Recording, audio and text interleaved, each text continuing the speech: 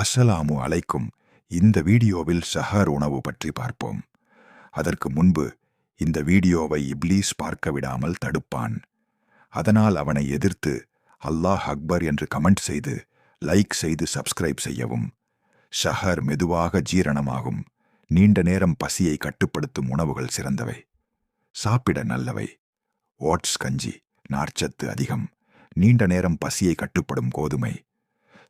சப்பாத்தி பழுப்பு அரிசி, மெதுவாக ஜீரணமாகும் முட்டை, புரதம் அதிகம், சக்தி தரும் பால் தயிர் உடலை குளிர்ச்சியாக வைத்துக் கொள்ளும் வாழைப்பழம் ஆப்பிள் இயற்கை சக்தி தரும் பாதாம், வேர்க்கடலை நல்ல கொழுப்பு மற்றும் புரதம் தவிர்க்க வேண்டியது.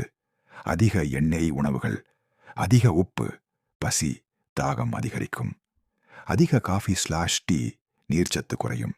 இஃப்தார் மாலை திறப்பு, சீரான மற்றும் லேசான உணவு. நபிகள் நாயகம் முஹம்மத் ஸல்லல்லாஹு அலைஹி வஸல்லம் அவர்கள் பேரீச்சம்பழம் மற்றும் தண்ணீரால் நோன்பை திறந்தார்கள். இஃப்தாரில் சிறந்தவை பேரீச்சம்பழம் பிளஸ் தண்ணீர், சூப், காய்கறி பயறு, சாலட், வெள்ளரிக்காய், காரட். குறைந்த எண்ணெய் புரத உணவுகள், சிக்கன், மீன், பழங்கள், தர்பூசணி, மாதுளை. கவனிக்க, ஒரே நேரத்தில் அதிகமாக சாப்பிட வேண்டாம். மெதுவாக சாப்பிட்டு உடலை ஓய்வாக வைத்துக் கொள்ளுங்கள்.